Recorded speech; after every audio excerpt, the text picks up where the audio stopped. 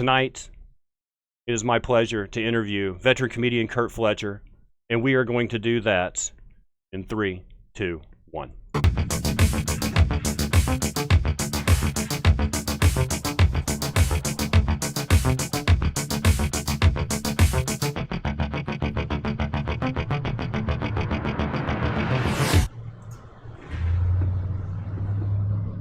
Are we on?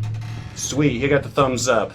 Ladies and gentlemen, it is my privilege, it is my honor. I've seen this guy perform one time and had to have him on. I mean, it was quite impactful. Curt Fletcher, yep, veteran comedian. I saw the post, 2001? Yeah, 2001 I started. New Mexico? Yeah, Albuquerque. Albuquerque, sweet. Yeah. Now, this is going to start out like at the beginning, but did you start out by, was there someone that inspired you to do it? Or did you always know you wanted to, when you saw it? I wanted to do it since I was 4. That's all I ever wanted to do. I even told my mom I was going to do it, like when I was 4. She said, I don't remember doing this, but she said that I packed a suitcase and I was going to move to New York with George Carlin. I don't remember doing that, but I mean that sounds like something I would do. But yeah, I always wanted to do it. Have a little stage set up in the garage, friends over, park your bikes, $5 cover. Yeah, no, I wish. I should have. I would hear jokes, like, because my mom would always listen to comedy, so I would like take one of those jokes that I heard and I'd take it to the playground the next day, make all the kids laugh sometimes. What was your mom listening to? She would listen to George Carlin, Eddie Murphy, and John Valby, Dr. Dirty. Really? Yeah. So there's a lot of dirty material. Well, my first was Live on Sunset. Yeah. I was a Richard Pryor guy. Can't do those jokes at school. Yeah, definitely not. It's a good way of getting out of Christian school if you don't want to be there. Oh, man. I'm blending in with the background. Sweet. I'm part of the brick.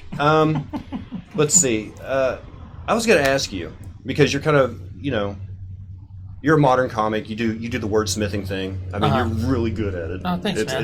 It's magic watching you work. But right now, like, the trend is roast battles. Yeah. You know what I mean?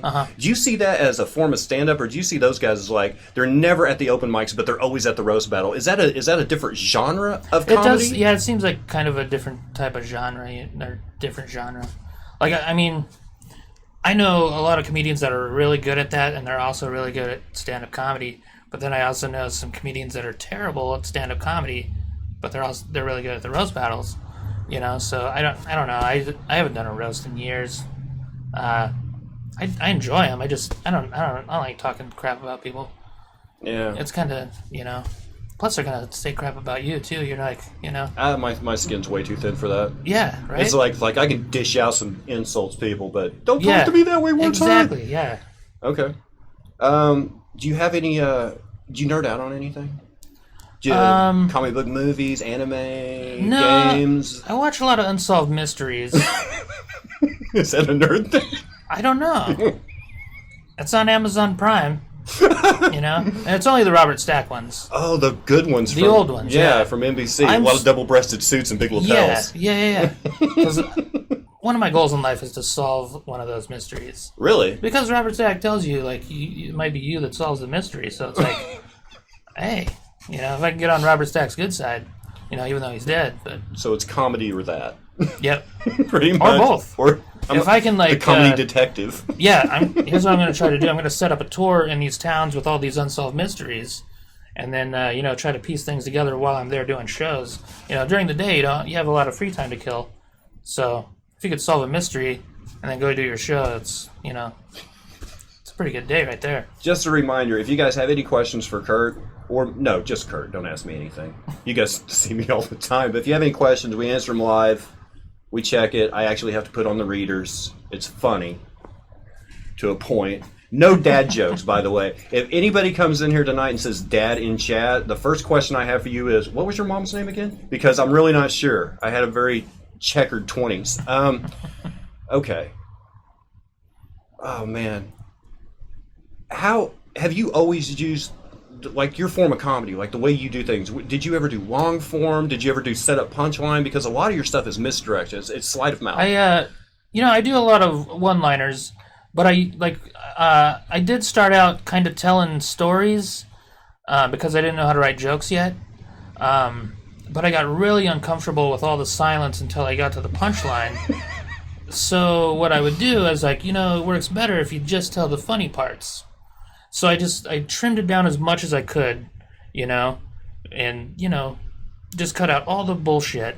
I can swear on here, right? Oh, yeah, we have maturity. Good. Content Okay, warning. so yeah, I would just cut out all that, and it basically just became one-liners or two-liners, you know what I mean? And that was way more comfortable than just standing there for a good 30 seconds without a laugh, Plus, if a one-liner doesn't work, you just go on to the next one, Right. Which is nice. Sorry for the barking. If those of you who've seen the past 3 weeks, you guys know there's a barking dog in here. I didn't hear it. A few things that you need to know. First of all, it's his house. We are renting space from him. Oliver is letting us do the show here. The second thing you need to know is he's about 10 years old. So maybe by series 3 or 4, he'll be in that great Korean barbecue super buffet in the sky, and, we'll have a different barking dog at that point. He's a great guy. Do you purposely write and rewrite and rewrite? Yeah, that's all I do all day. Do you agonize over your material? Yeah. I because like one word can change the joke. Yeah. I'm that guy. So I will do it over and over and over. Make sure the preposition phrase is right here instead of here to build synergy and really keep them off track for as long as possible. Maybe not like that. And then drop them. But no, I will just write and write and write. Like, I've filled so many notebooks doing that. And people always ask me why I do it. And it's like, well, first of all, it helps me memorize it. Because I have a terrible memory. But like just writing it and knowing it, like you get the wording down of a joke and it hits, like if you got a joke that is funny but it's not hitting and you're like, why is this not hitting? And then you go rework it and it kills, like that's a cool feeling. You ever get it right the first time? Sometimes, yeah. I never do. Very rarely. Just go in there and just like, wow, they were really kind. Yeah. That's brand new material. What are they thinking? Laughing at that. Yeah. This is the name dropping portion. Who've you worked with? Brian Posehn. Got to open for him. He actually paid me out of his own pocket. Wow. Which was cool.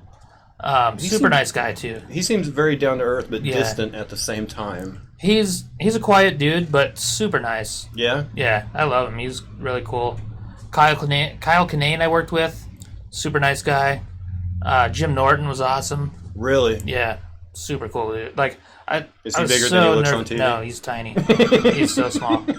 I was surprised how small he was. Yeah, because I was sitting there in the green room. I was nervous as hell. I was like, oh man, I'm working with Jim Norton. I'm only doing 10 minutes, but I'm still shitting my pants. This is gonna be the biggest crowd I've ever performed in front of. And then he just walks in, and I was like, ah. And he's like, hey man, what's up? Super cool. Hey man. Just he was awesome. I've worked with Theo Vaughn, one of the nicest dudes I've ever met.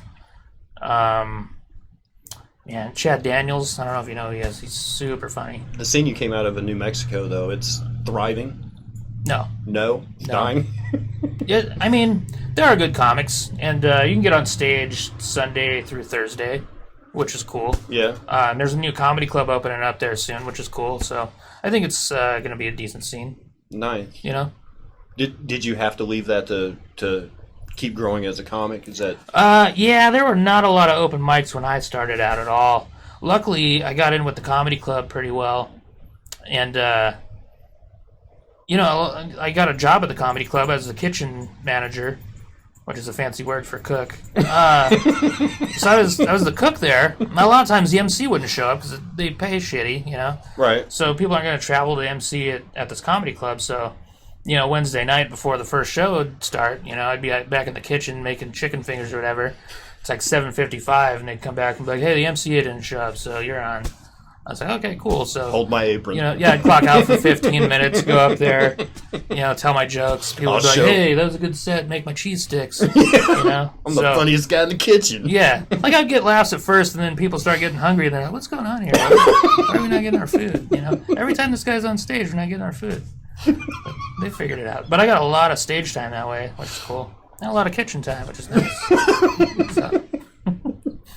Yeah, there's one year... You had to practice your material, but you had to learn Spanish first, or... No. Doesn't translate well. It doesn't. But I got to work 13 MC weeks one year. That was the fourth of the year that I was the MC, so I constantly had to write new jokes just because, a lot of times it's the same people coming in like, hey, we've seen you 4 times. Like, oh, shit. Guess I should tell new jokes. All right, we get it. You're a pizza man. Yeah. I was a pizza man for a while. That was great. I heard. It was a good set. Yeah. I was blown away. I really am. Man. I love good misdirect. I like magic and I like comedy. But I didn't want to be a comedy magician because usually they're crap at both. Yeah. You know, either it's a guy who knows a little bit of sleight of hand and a couple of dick jokes. Yeah. Or it's a guy who knows a couple of dick jokes who learns some sleight of hand. I mean, it's never a really good magician or a really good comedian. Mm-hmm. So I stuck with the comedy because I'm not quick with my hands. Oh, yeah. Yeah. Like, hey, I've got a fast tongue. No. Was that a dad joke? Is anybody asking questions? Look at me. I know footy. What? Oh, we have a question. We do. Good. I need an iPad. Is what I need. Yeah, you need something where it like projects on the wall or something, maybe. You know what I need? I need another screen right here with the chat just like right there, so I don't have to put these on and you guys laugh at me. Let's see, Mr. Fletcher. I love that. What is the most awkward moment that you have ever shared with another comedian? And then they end their question with, "Thank you so much." Say it one more time. What is the most awkward moment that you have ever shared with another comedian? And they said, "Thank you so much." Yeah, that's how they like to ask questions. They ask questions every week, and they always end the question with, "Thank you so much." They're very polite. Oh, I thought that was part of the question. So I was thinking like, and the comedian said, "Thank you so much." Well, I was like, oh, yeah. I don't want to talk about that. I could think of one time in a weird place in Detroit, but I don't want to share that with you guys. Okay, say the question one more time. What is... Sorry. Yes. I was like, for you to put on What is the most awkward moment that you have ever shared with another comedian? Oh, man. That's a good question. Because all of my moments are pretty awkward, because I'm an awkward person. So, like, pick out a number one... Is that a stage thing, or... No, it's just me. I'm just an awkward person. Holy crap. I think it would be easier to pick out a non-awkward moment where I was just standing there by myself. I was like, hey. Oh, here we go. Okay. Atlanta Airport. I was running late for a flight. Mm-hmm. I knew I was going to miss it. But I was hauling ass. And I see Doug Stanhope standing there. And I was like, holy shit, Doug Stanhope. So I just run up and go, holy shit, Doug Stanhope. And I just ran off. And I missed my flight. And then I was like, I wonder if I go find Doug Stanhope again. But I didn't. Would you say that's probably the most awkward moment that he ever shared with a comedian? Or is it just... It's possible. I mean, he doesn't know who I am, so he doesn't know I'm a comedian. He's probably just, some... It's okay. I've done comedy shows and people still don't know I'm a comedian. Oh, yeah. After coming off stage, they're like, who's the guy in the suit? I thought this was a comedy show. Yeah. No other question. Oh, wait. Fletcher. This is from... Oh, no. I need a large print tablet, please. Stat. This is from Lurbsy Churbs. Fletcher, have you ever gone to a restaurant and eaten all the food in the restaurant and then they kicked you out of the restaurant? That's a Simpsons quote. No, I haven't. I've been to several buffets. Like, as a comedian, you do a lot of casino gigs. Yes. And they'll give you buffet vouchers. Right, I know. And holy shit, it's bad. I don't want to actually mention the casino because I'm booked there in November, but the first time I did a weekend up there, they were like, you get a $50 gift card to the restaurant. Mm-hmm. I was like, or a food card. I was like, okay. And they were giving away like prime rib for $9.99. Oh, yeah. In this place. And I was like, oh, sweet. I'm not a big prime rib guy, but that's a pretty good deal on prime rib, I think. Yeah. And they gave, it was a two drink comp. Mm-hmm.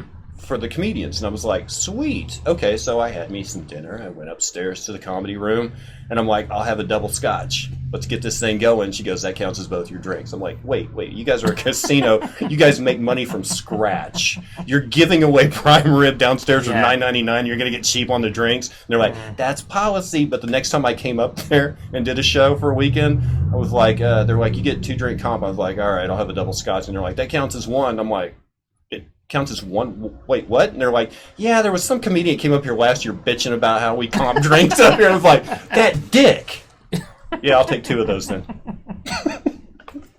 Do you do are you traveling a lot right now? I'm actually I leave next week and I'll be on the road for about 12 weeks. Really? Yeah. Plug away, sir. Do you have any off the top of your head that you're super excited to go do? Or I'm doing 3 new clubs I've never worked in October, which is cool. I'm going to Florida, which I've never been to Florida. Ooh. Are you scared? Not really, no. Should be fun. Florida is like cosmopolitan meets hillbilly, like right across the... Oh, cool. Yeah, I'm working with Ron Feingold, who I've known for years, which would be awesome. Sweet. Super nice dude. And then I'm going to Lincoln, Nebraska, which will be fun. So we caught you just in time. You're about to hit the road. Yeah. Nice. But yeah, I got some fun ones coming up, I think. That'll be good. I get a co-headline in Colorado Springs at Looney's, which is cool. Super excited for that one. Sweet. Okay. Here's a question. Best reaction you have had on stage. What was the joke? Best react. What brought the house down? What brought the let's see. Man, I don't want to tell the joke because it's a racist joke. But I told But it was in Kentucky and the crowd got it. No, it was an all-black room. And I like where this is going I was so already. nervous to tell the joke. And I was like, I'm just going to do it, see what happens. And it fucking killed. And I was just like, that's awesome. And all these people were like buying me drinks all night. Like just because I had the balls to say it. Well, and probably. They're like, and hey. I didn't say the N-word. Yeah. Who booked the Amish guy to come in here and harass us? So Has he even seen black people before? Oh, yeah. So, yeah, I'm not going to tell the joke, but, yeah. That was a good reaction. Because I thought I was not going to get that reaction. Let's see. Have you ever come into a significant feud with an audience member or fellow comedian? Mr. Fletcher, sir, thank you so much. Oh, yeah. I was doing a corporate gig in Albuquerque. And I was just kind of messing with this guy back and forth. And I thought he was playing along. And he goes, how about I cut your balls off? And I was like, yeah, sure. Why not? You know? And so he starts walking up there, and I thought we were going to, like, play around or something. And, yeah. He wasn't playing around. He pulled out a knife, and he grabbed me, like, right here, and then my balls disappeared. I don't know where they ended up, but, like, he grabbed me and had a knife, like, and he's coming at me, and I, like, backed up, and I was like, dude, what the fuck? I thought we were goofing around, you know? And, you did the sumo trick where they just kind of sucked up inside you so they couldn't be like that. And it was, like, so weird, because, like, he just went and sat back down. He put the knife away, like, oh, okay. And then I was like, I guess I got to keep doing the show. So no one stepped in. You know what I mean? So I was like, I'm the MC. There's no security but me. Yeah. It was a corporate gig, so it paid all right, you know? And I didn't want to just walk out. So I was like, well, here's the rest of my set. Not picking on that dude. I did pick on him some more when he's out of the room, but... Aren't we glad that guy's going? Jeez, what a buzzkill. Yeah. Yeah, that was... yeah. What was the weirdest thing that has ever happened to you on the road? On the road? Sounds like a hotel story. You know what? I almost got attacked on stage in Oklahoma City by a lady. I'm noticing a pattern. No, it's just these 2 times. She kept heckling me, so I was like, hey, if you're here, who's guarding your meth lab, you know? And apparently she probably had a meth lab. She got pissed. She probably realized, like, oh shit, who is guarding my meth lab? I better charge the comedian, get kicked out, so I can go back to my meth lab. But, yeah, the security guard got to her before she got to the stage. So. Yeah. Fletcher, has anyone outside of comedy used a one-liner on you that really made you laugh out loud? Yeah, I've had some people after shows will tell me jokes or whatever. Do you get that a lot? Like all the time. So they're always like, I got a joke. You can use it. Yeah. You can use it.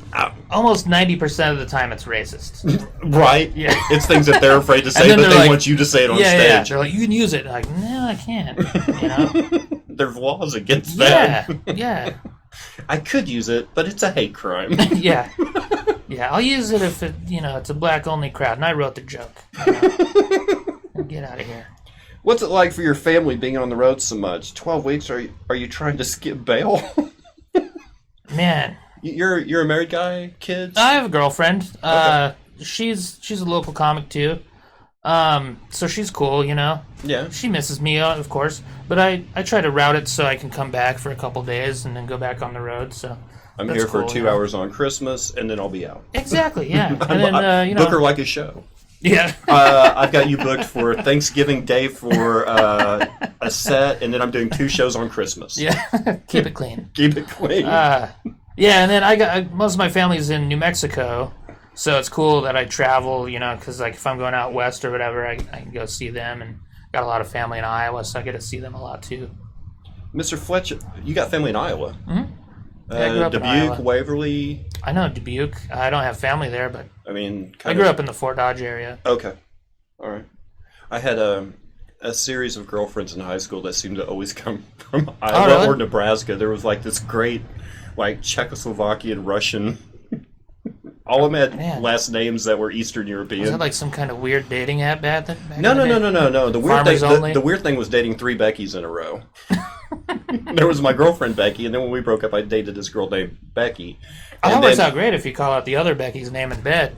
We never made it to bed. This was high school. Oh. I was still awkward. I didn't make it to. But by the 3rd Becky, whatever. I realized I had a penis. Nice. Yeah, that's good. Mr. Fletcher, what do you do?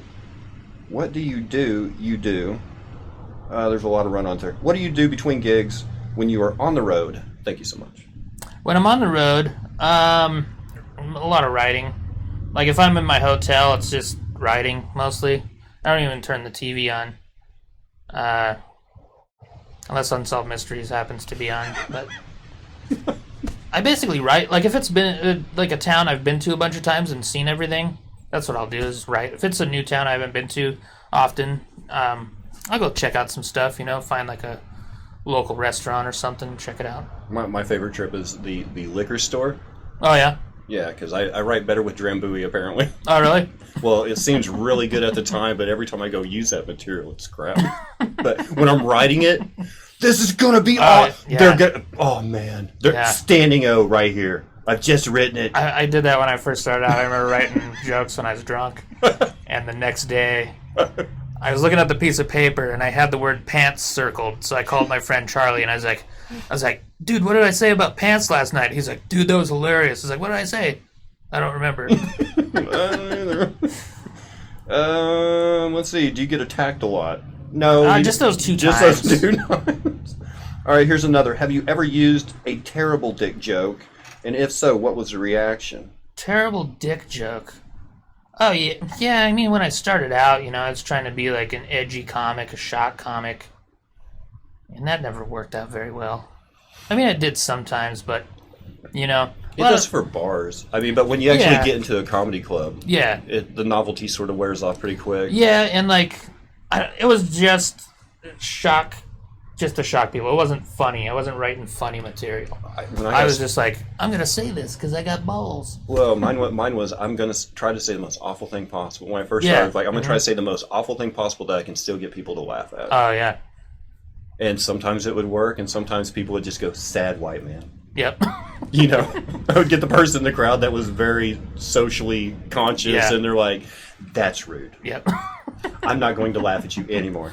Yeah, I've had I did an older crowd at a casino in Arizona, and I just wasn't going well. This older lady just goes, "You're not funny." God, I can remember her voice to this day. Do you have a buggy and horse to match that beard? I wish. That'd be tough to get to gigs, though. It's like, hey, I'm booked in New Mexico 3 weeks from now. I better leave. That's a 7-day ride. It's like Greyhound. I didn't skip your question, Potsky. I went back to it. Okay, where are we at here? Right here. Is there a such thing as a terrible dick joke? That's a good question, Righty. I think every dick joke is kind of good. Yeah, nah.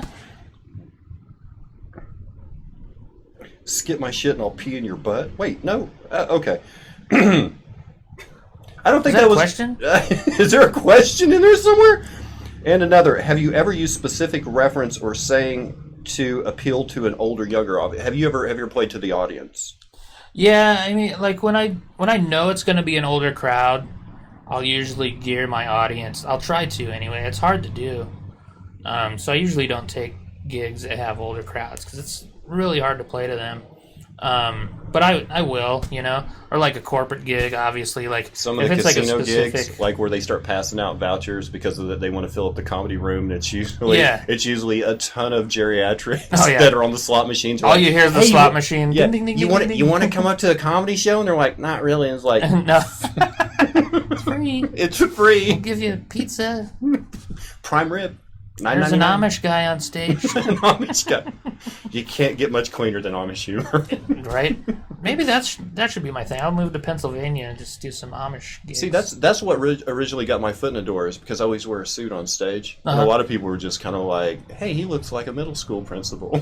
And then the most offensive crap I could possibly say would drop out of my mouth, and they're like, he's no principal. If you came up there just like in the suspenders and the straw hat, and they're like, oh, this is going to be clean, and then go, so I was fucking this girl the other night, and they're just like, what? That's actually a pretty good idea. I might try that. That's gimmicky. No, it's not. Not if they don't know who you are. What's the deal with older crowds? Oh, Jerry Seinfeld voice. Very nice. Yeah. I bet if I did the show in Jerry Seinfeld's voice, it'd probably go a lot better. As a Amish comedian? No, to older crowds. Oh, to older? Yeah. Because they won't even listen to the punchline. They'll just be like, yeah, what is the deal? Have you had to, because you've been in for a while, you've been since 2001, have you purposely or consciously, deliberately changed your style to meet with like certain social trends? Like the way people are like really getting, like people are more and more offended these days. It's a lot easier to offend someone. Yeah. Have you geared your comedy towards that in any way? Nope. I don't. I watch a lot of comedians, so I'll notice that they do. They're like, oh, I can't say this word, so they'll use this word. But I don't change any of it. Because a lot of the stuff we grew up on, yeah, absolutely, isn't socially acceptable, right? Like Bill Hicks would be censored. Carlin would be censored. Yeah. Pryor would be censored. Mm-hmm. Well, Bill Hicks censored. Letterman didn't even show his stuff, last though. one. He just wanted people to react. Yeah. He didn't want you just to sit there. So if you stood up and walked out of his show, that's a badge of honor for him, as if you gave him a standing ovation. He just wanted to get you to feel something. Yeah. Don't be a dead audience member. Mm-hmm. I love that guy. Do you think who do you think is like today's? Because I always say today, Patoswald is our Carlin. His social views, his political views, the way he can still take things that are really, really horrible, and make them funny. I mean, who do you see as like the equivalents to our parents' comics? A few years ago, I thought it was Louis C.K. because he was smart. A lot of his material was pretty smart, but then he could also do some goofy shit. Like Carlin always. You'd do like fart jokes here and there. And I saw a bit of that in Louis C.K. Louis C.K. could do some of that. As far as right now, I don't know. But Patton Oswalt's a good one. Is he? Yeah, I think so. Would you like to work with him? Because I know I'd be scared shitless to work for someone. I mean, they say you're never supposed to meet your heroes, and Patton is definitely one of my heroes. Oh, really? So I'm like, I don't want to work with him ever. Yeah, I don't know. Do you think that would? I mean, are there people that you really look up to that you're like, I don't want to work with that person? No, it's just because I worked with Brian Posehn and Jim Norton, and those are two of my favorites, and like they were just so down to earth and stuff, and they were like super easy to work with, so, and like pretty much all the well-known comedians I've met have been super cool. You know what I mean? So it doesn't really make me nervous or anything like that. Most of the stuff I've heard you do is really related to yourself. Uh-huh. Like, you don't do a lot of, I noticed in the paper the other day, I mean, there's not like a lot of, do you find it easy? Because I've talked about this before. I'm not vulnerable to my crowd. I don't open up to them at all. Yeah. It's very superficial. Oh, yeah. I play a character on stage, and everything is done from the point of view of that character. But yeah, you know what? I'm not very smart, so so I would definitely not be good at, like, I don't think I'd be good at, like, writing political jokes or anything like that. Like, I don't know. I just joke about myself. You know, it's easy. I know myself. You know, and I think it's cool because, like, people kind of get to know who you are while you're on stage, also, and I think that's kind of neat. Dating a comedian, though, I mean, they understand that it's probably not, you're not being serious. Do you use your girlfriend in any of your? I mean, probably not real instances, but do you kind of capitalize on the fact that you have a girlfriend and, hey, I could make a girlfriend joke right here? Yeah, definitely. Certainly, yeah. And they don't take it personal? No, not at all. Because they're like, I've never made you green beans and you threw them at me, you know? Yeah. No, she's a comic too, so she totally gets it. So she's actually one of the ones that wrote one of those questions about going into the restaurant and eating all the food in the restaurant. So yeah, she... Is Andy Kaufman still alive? And if so, has he ever attacked you on stage? He is still alive. He lives in Albuquerque. He hasn't attacked me on stage. He's been pretty cool every time I've hung out with him. Would you ever consider doing gigs outside the States? Maybe Europe. Ralph is one of our UK viewers. Yeah, I've actually... Or is it too hard to know how to gear your comedy to different areas? See, that's the reason I want to do it, is to see...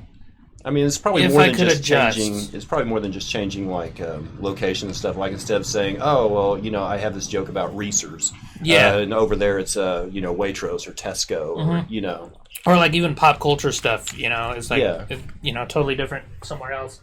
But I think it'd be awesome. Like, I think it'd be a really cool. I think it'd be cool to, like, film a documentary about it. Like, just go into different countries to see how your jokes would do in a different place. You know what I mean? I think that'd be Bedgood. cool. He spent part of last summer in Germany. So really? There's this absolutely amazing English-speaking German comedy scene in Berlin. Oh, that's cool. Where they don't understand Americans because it is like magic to them. It's like, how did you take this word and put it over here and get the people to laugh? You know, I mean, they're just stunned by the way we do things. Yeah. But it's growing. There's That's like cool. more and more English-speaking German comedy clubs in Berlin now. That's awesome. I'll have to look into that. That's cool. Let's see. Have you ever met someone in another state that you were absolutely convinced was a suspect of an unsolved mystery? Man, that's a good question. Yes. And Just at shows, like, there's some creepy people that come to shows, especially at little small towns and bars. There's always like one dude that's just, I don't know. We had there was one weekend I did at the casino there was a table of three, and it was a man and a woman who were together, and then her brother, and she was sitting closer to the brother than she was her husband. Was it in Arkansas? No, it was here. Oh. But it was kind of close like to Arkansas. every comedian that got on stage is like, "Oh, so is that your husband?" She's like, "No, that is." And it was like, wow. well, you're almost on that guy's lap. You have to assume. Yeah. And by the way, your meth lab's burning down. Run! Let's see. Agent Dusky has a good German accent. Do you, Mr. Fletcher? That's not a German accent. That's like a Hollywood German accent. But we must find ways to kill him. I've never... I mean, I used to do Hitler impressions on stage, but those weren't good. I mean, I'm part German, so I guess I could try it sometime. Potsky, I don't see your other question. I didn't skip your... Oh, wait, there's one, sorry. No, it's the I'll still pee in your butt. Oh, thanks. Me or him? Me. Okay, good. Potsky's a good friend. Is my best friend. He was at the Looney Bin one night. I was doing a show, and it was a local showcase.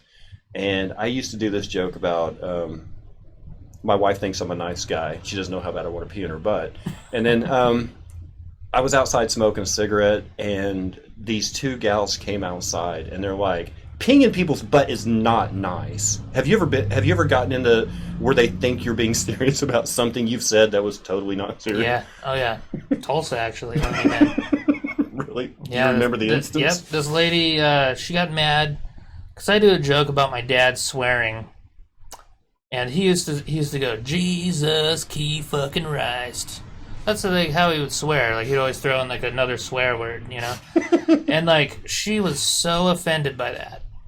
Like so, she comes out there. I'm just sitting on the couch. I knew she was gonna say something just by the way she looked.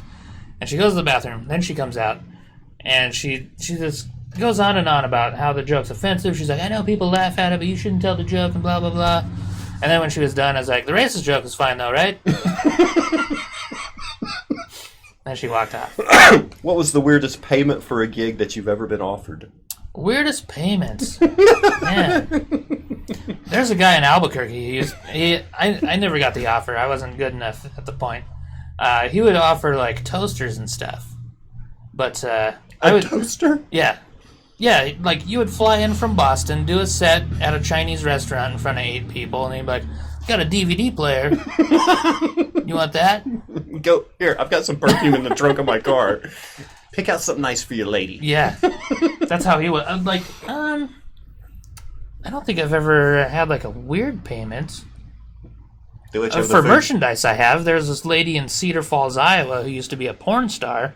She's like, "Would you trade one of my videos for your CD?" And I was like, "How long is it?" Turn around for me. Not to be sexist, but could you do a 360 for me, and then I'll answer. Yeah, I was like, "This is 45 minutes." You know, how long is your? So we made the deal. That was a good deal, I guess. What's either the most disgusting or craziest venue you've done your stuff at?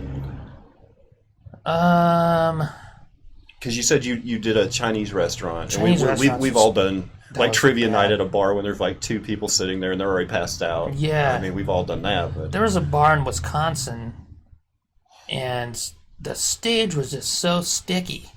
It was so gross. Like, I couldn't even focus on the crowd or my jokes. I was just like, what is this? I have to leave my shoes here. Yeah. Walk out barefoot. It was so gross. Like, I don't even remember anything else about the gig. I don't remember the people or anything. I just remember that sticky stage. It's so gross. Like, man, I don't know what goes on here when there's not comedy. You know?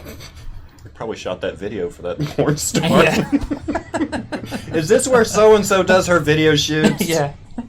You guys really need a mop and 2 buckets. All right. No other question. Would you like to mention what you got coming up in the next maybe month, or just give people idea maybe they're in an area that you're okay. August 24th through the 26th, I'll be in Laughlin, Nevada. A lot of old people there. Edgewater Casino. August 31st, Paris, Texas. September 1st, some town in Oklahoma I never heard of, like Hochatown? You heard of that? I've been here my whole life. I've never heard of that. Yeah. So is it a new town? Hochatown? Is it new? I have no idea. Are there new towns popping up? I don't know. Ardmore, have you heard of Ardmore? I'm doing Ardmore. I've heard of Ardmore. 4th. I've heard of Ardmore. Then I got a local gig at Enzo on the 7th.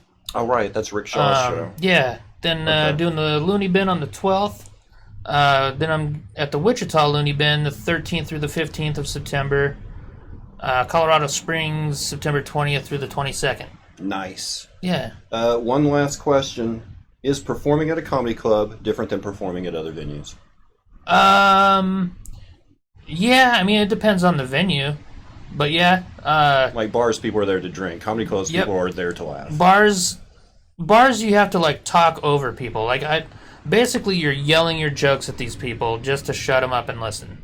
Comedy club, they're there for comedy, And I got lucky, like, working at a comedy club for so many years, I learned to adapt to comedy club crowds, so I could gear my writing towards those crowds, you know what I mean? So I feel like I have a really good, like, comedy club style set just because of that, But, like, if I was, like, on a cruise ship or something, like, I would definitely have to rework a lot of stuff, Or like bars, corporate gigs and stuff like that. How can people like follow you? My website's funnyfletcher.com. Funnyfletcher.com. Twitter at funnyfletcher. Facebook Curt Fletcher, CURT. I think that there's Instagram probably, YouTube's, IMDb. Lifelog. I'm still on MySpace. MySpace. I still play Mafia Wars. If you guys want to send me an That's invite. awesome. Mafia Wars. I remember that. I spent way too much time. Still? No, just back when it was happening. I was like, hey, there's this new thing called Facebook. You want to join? I'm like, do they have Mafia War? That was actually criteria to get me to switch over. They're like, no, like, well, fuck Facebook then. I'm not getting on that. Yeah, exactly. Witchcraft. Yeah, my friend Mark was like, dude, you gotta join Facebook. It's way better. He's like, I don't know, man. I don't like change. Curt, it's been a pleasure. Thanks for having me on, man. Thank you so much for being on the program. Yeah. Thank you guys for all your questions. Yeah, that was a lot of good questions. It was a lot of good questions. Guys, follow him, funnyfletcher.com, or follow him on Twitter at funnyfletcher. Ask me questions if you want. Ask him questions. He's really good at answering them. Come to a show, attack me. I don't care. It's fun. That's it. We're wrapping it.